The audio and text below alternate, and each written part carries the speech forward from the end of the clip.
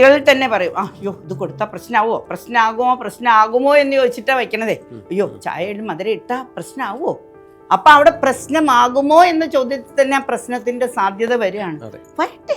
സാധാരണ ചെറിയ വീടുള്ള ഒരാൾ സന്തോഷമായി പോകുന്നതിന് വേണ്ടി വീട്ടിലെ എല്ലാ ഭാഗങ്ങളിലും എനർജിയെ നന്നായിട്ട് കൊണ്ടുപോകേണ്ടതിൻ്റെ അത്യാവശ്യമുണ്ട്. പക്ഷെ പലർക്കും അറിയില്ല, കുറച്ച് പേർക്ക് അറിയാം. നമ്മൾക്ക് നല്ല ഭക്ഷണത്തെ വിഷമാക്കി മാറ്റാതെ, വിഷം പോലെയുള്ള മായമില്ലാത്ത ഭക്ഷണങ്ങൾ വളരെ കുറവാണ്. ഭക്ഷണം കൊണ്ടുണ്ടാകുന്ന ഒരു രോഗവും നമുക്ക് ഉണ്ടാവില്ല.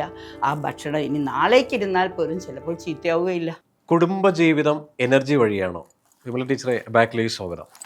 തീർച്ചയായിട്ടും എല്ലാവരും ഏറ്റവും കൂടുതൽ ആഗ്രഹിക്കുന്നതാണ് സന്തോഷമായ കുടുംബജീവിതം.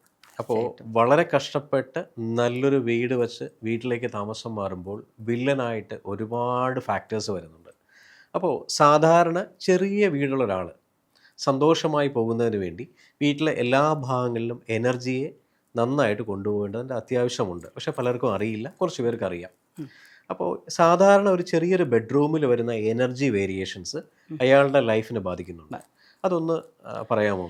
നമുക്ക് ആദ്യം ബെഡ്റൂം എന്നുള്ളത് നമ്മുടെ ഒരു ദിവസത്തിൻ്റെ ലാസ്റ്റ് പ്രോസസ്സാണല്ലോ. അപ്പം നമുക്ക് ഏറ്റവും ആ വീട്ടിലെ എല്ലാവർക്കും എനർജി കിട്ടുന്നത് ഭക്ഷണത്തിലൂടെയല്ലേ. അപ്പം നമുക്ക് ആ ഭക്ഷണം കഴിക്കുന്ന മുറിയിൽ, ഭക്ഷണം ഉണ്ടാക്കുന്ന മുറി ഞാൻ എടുക്കാത്ത എന്താ വെച്ചാൽ അത് ഒരാൾ മാത്രം ഉണ്ടാക്കുന്നല്ല, 1-2 പേര് മാത്രമാണ് പ്രിപ്പയർ ചെയ്യുന്നത്. പക്ഷെ കഴിക്കുന്നത് എല്ലാവരും കൂടെ ചേർന്നല്ലേ. അപ്പം ആ ഒരു എല്ലാവരും കൂടെ ഒന്നിച്ചിരുന്ന് ഭക്ഷണം കഴിക്കുന്ന ആ ഒരു ഡൈനിങ് റൂം എന്നൊന്നും പറയാനില്ല, ഒരു ഡൈനിങ് ടേബിൾ ഉണ്ടാവുമെന്ന് വിശ്വസിക്കാം. ഉണ്ടെങ്കിൽ ആ ഡൈനിങ് ടേബിളിൻ്റെ സ്ഥാനം എങ്ങനെയാണ് എന്നുള്ളതിൽ ഒരുപാട് കാര്യങ്ങളുണ്ട്. നമുക്കൊന്ന് ഏറ്റവും പ്രധാനമായിട്ടും ഡൈനിങ് ടേബിള് എവിടെയാണെങ്കിലും ശരിക്കും തെക്ക് വടക്കിട്ടാൽ അവിടുത്തെ കാര്യം, അവിടുത്തെ കുടുംബാംഗങ്ങൾ തമ്മിൽ ഒരിക്കലും വയ്ക്കുന്നവരും കഴിക്കുന്നവരും തമ്മിൽ ഒരു ബന്ധമുണ്ടാവില്ല.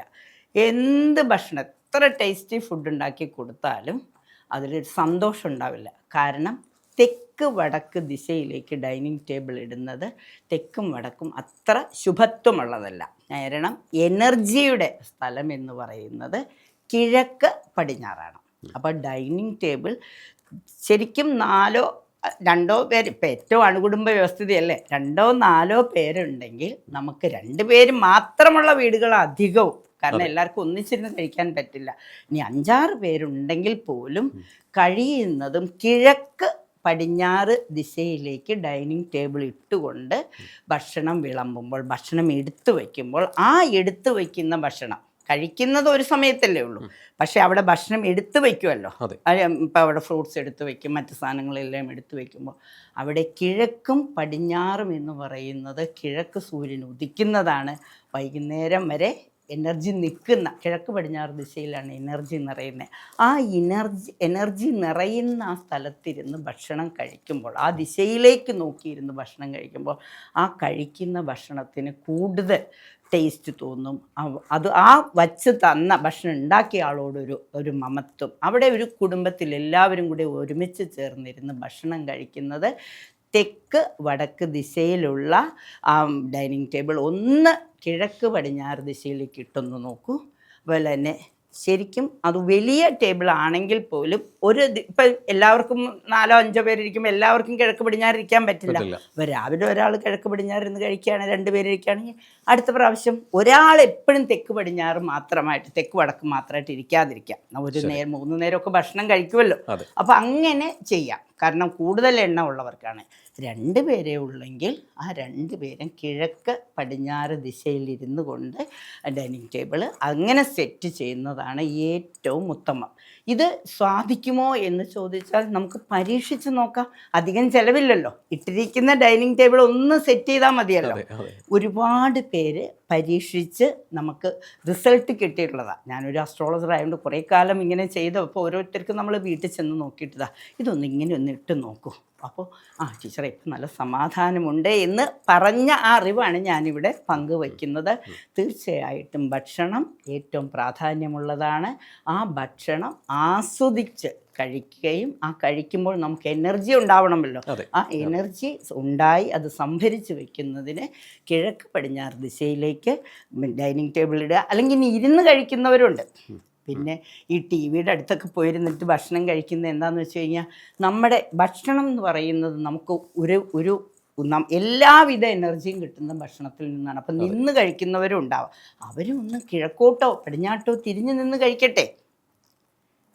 എല്ലാവരും ഇപ്പോൾ ഈ പെട്ടെന്ന് സമയമില്ലല്ലോ. ഡൈനിങ് ടേബിളിൽ ഇടുന്നത് അങ്ങനെ ഇട്ട് അതിൽ ഭക്ഷണങ്ങളൊക്കെ എടുത്തു വയ്ക്കുക, വെള്ളമൊക്കെ എടുത്തു വയ്ക്കാം.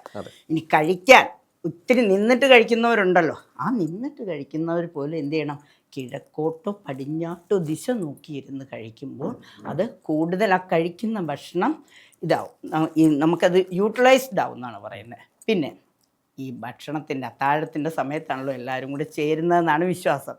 ആ സമയത്ത് മക്കളെയൊക്കെ അടുത്ത് കിട്ടുമ്പോൾ ഇന്ന് അവനെന്ന് പറയണം എന്ന് പറഞ്ഞ് രക്ഷിതാക്കൾ കാത്തിരിക്കുന്നുണ്ടെങ്കിൽ ഭക്ഷണം കഴിക്കുന്ന സമയത്ത് പ്രകോപിപ്പിക്കുന്ന ഒരു സംസാരവും ഉണ്ടാവരുത്. കാരണം വിഷം കഴിക്കണ പോലെ ഞാനത് കഴിച്ചേ, അച്ഛൻ അങ്ങനെ പറഞ്ഞപ്പോൾ ഞാൻ അവിടെ നിന്ന് കഴിച്ചു എന്നേ ഉള്ളൂ, ഞാൻ കഴിച്ച ഭക്ഷണം വിഷം കഴിക്കണ പോലെയാണ് കഴിച്ചത്, അവിടെ നിന്ന് ഇറങ്ങിപ്പോയാൽ മതിയായിരുന്നു എന്ന് ഈ കുട്ടി ചിലപ്പോൾ പുറത്ത് പറയും.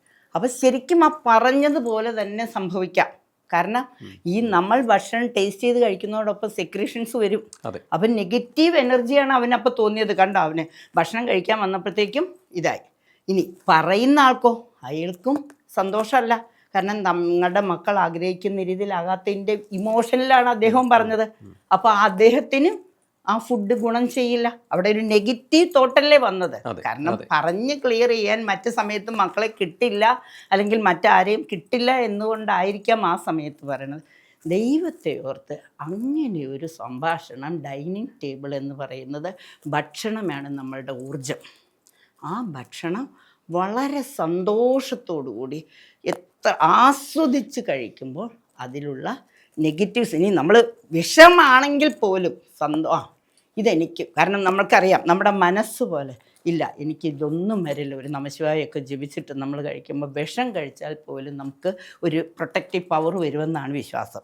അപ്പം നമ്മൾക്ക് നല്ല ഭക്ഷണത്തെ വിഷമാക്കി മാറ്റാതെ, വിഷം പോലെയുള്ള മായമില്ലാത്ത ഭക്ഷണങ്ങൾ വളരെ കുറവാണ്, മായം ചേർന്ന ഭക്ഷണമാണെങ്കിൽ പോലും അതിലെ വിഷാംശം പോലും നമ്മളെ ബാധിക്കാതിരിക്കാൻ എല്ലാവരും കൂടി ഇരുന്ന് ഭക്ഷണം കഴിക്കാൻ ഇരിക്കുന്ന സമയം ഒരു നിമിഷം ഈ പ്രപഞ്ചത്തിലെ എല്ലാ ഫുഡും തരുന്നത് അന്നപൂർണേശ്വരി അമ്മയാണ്. ആ അമ്മയെ ഒരു നിമിഷം ഒന്ന് പ്രാർത്ഥിച്ചുകൊണ്ട്, ശിവഭഗവാനെ ഒന്ന് പ്രാർത്ഥിച്ചുകൊണ്ട് നമുക്ക് ഇതൊക്കെ വളരെ ഒട്ടും സമയം ആവശ്യമില്ല, ഒരു സെക്കൻഡ് ഒന്ന് പ്രാർത്ഥിച്ചുകൊണ്ട് ഒന്ന് നമശിവായ ജപിച്ചതിന് ശേഷം നമശിവായ ശിവേ നമ, ശിവ എന്ന് പറഞ്ഞാൽ അന്നപൂർണേശ്വരി അമ്മയെ പ്രാർത്ഥിച്ചിട്ട് ഭക്ഷണം കഴിക്കുമ്പോൾ നമുക്ക് അന്നത്തിന് ഒരു ബുദ്ധിമുട്ടും ഉണ്ടാവില്ല, ഭക്ഷണം കൊണ്ടുണ്ടാകുന്ന ഒരു രോഗവും നമുക്ക് ഉണ്ടാവില്ല. ആ ഭക്ഷണം ഇനി നാളേക്ക് ഇരുന്നാൽ പോലും ചിലപ്പോൾ ചീത്തയാവുകയില്ല. അപ്പോൾ ഡൈനിങ് ടേബിളിൽ ഭക്ഷണം വയ്ക്കുന്നത് തെക്ക് പടിഞ്ഞാറ് ദിശയിലാവരുത്, കിഴക്ക് പടിഞ്ഞാറ് ദിശയിലാവണം. കഴിക്കുന്നവർ കിഴക്കോട്ടോ പടിഞ്ഞാട്ടോ തിരിഞ്ഞിരുന്ന് കഴിക്കുക. ഇമോഷണൽ ടോക്സ് ഒന്നും പാടില്ല, ഭക്ഷണ സമയത്ത് ആവശ്യമില്ല. സന്തോഷമാണെങ്കിൽ അത് ചിലപ്പോൾ ആ സന്തോഷത്ത് കൊണ്ട് ചിലപ്പോൾ നമുക്ക് എന്ത് പറ്റുമെന്ന് വെച്ചാൽ വിക്കലോ എന്തെങ്കിലും അസ്വസ്ഥങ്ങളും വരാം. അപ്പോൾ ഇമോഷണൽ ടോക്സ് ഒന്നും ആവശ്യമില്ല. ഭക്ഷണം കഴിക്കുന്ന വളരെ ശാന്തമായി ഭക്ഷണത്തെ നമ്മൾ ആസ്വദിച്ച് കഴിക്കണം. അപ്പോഴാണ് നമുക്ക് ഇഷ്ടം പോലെ ഭക്ഷണം നമ്മുടെ ഇപ്പം ഉണ്ടാക്കുന്നവന് പലപ്പോഴും കഴിക്കാൻ പറ്റില്ല. ഷുഗർ ഇല്ലാത്ത കൊച്ചു കുട്ടികൾക്ക് പോലും ഷുഗർ വരുന്നതിൻ്റെ ഒരു കാരണം ഇതൊക്കെയാണ്. അതുകൊണ്ട് ഈ കുട്ടികളിൽ തന്നെ പറയും, അയ്യോ ഇത് കൊടുത്താൽ പ്രശ്നമാകുമോ എന്ന് ചോദിച്ചിട്ടാണ് വയ്ക്കണതേ. അയ്യോ ചായയിൽ മധുരം ഇട്ടാൽ പ്രശ്നമാകുമോ? അപ്പം അവിടെ പ്രശ്നമാകുമോ എന്ന ചോദ്യത്തിൽ തന്നെ ആ പ്രശ്നത്തിൻ്റെ സാധ്യത വരികയാണ്. വരട്ടെ,